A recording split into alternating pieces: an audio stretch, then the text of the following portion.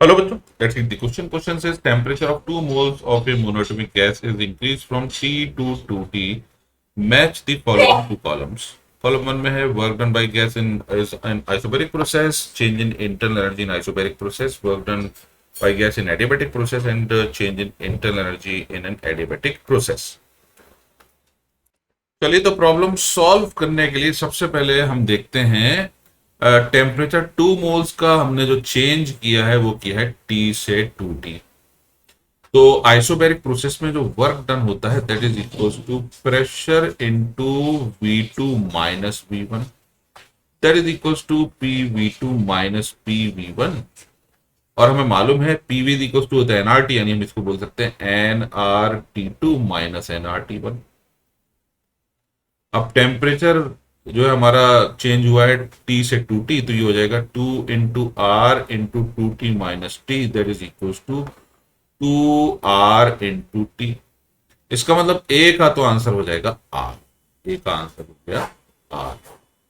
Change in internal energy in an isobaric process, तो change in internal energy calculate करना है। अब हमें मालूम है चेंज इन इंटरनल एनर्जी होता है it is 3/2 NRT2 minus T1, यानी ये हो जाएगा 3/2 × 2 × R × 2T minus T, which is equal to 3RT। तो बी का आंसर हो जाएगा P। Work done by gas in adiabatic process, हमें मालूम है work done in an adiabatic process is given by NR/1 minus gamma into T2 minus T1।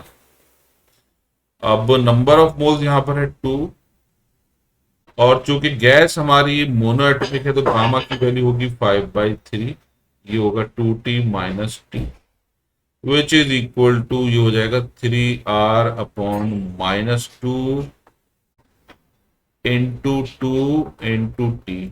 2 से 2 cancel, ये हो जाएगा -3RT।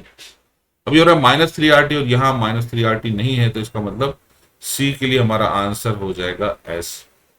Change in internal energy in an adiabatic process, अब हमें मालूम है चेंज इन इंटरनल एनर्जी जो होगा, यानी delta Q is equal to होता है delta U plus delta W। ये तो 0 के बराबर होगा, इसका मतलब delta U is equal to हो जाएगा माइनस डेल्टा W। अब वर्क डन तो है -3RT, तो minus 3RT which is equal to 3RT। तो डी का आंसर हो जाएगा P, RPSP, RPSP, which is option 1। I hope you understood the solution. Thank you.